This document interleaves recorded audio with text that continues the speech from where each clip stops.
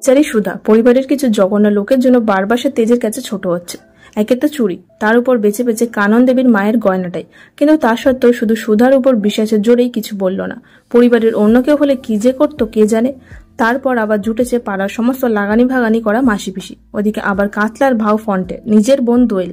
মানে তেজ যতবার সবকিছু বলে কিছুটা স্বাভাবিক হওয়ার চেষ্টা করছে, তখনই তার সামনে এমন কিছু একটা ঘটছে তার ফলে বারবার অপমানিত হচ্ছে সুধা।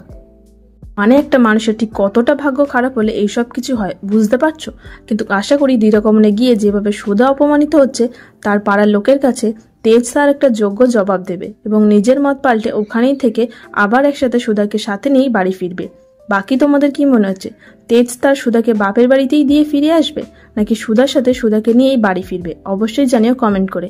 দেখুন শুভ বিবাহ প্রতিদিন রাত 9টায় শুধুমাত্র স্টার জলসায়। এরকম সমস্ত আপডেট পেতে অবশ্যই আমাদের চ্যানেলটি সাবস্ক্রাইব করে নিও।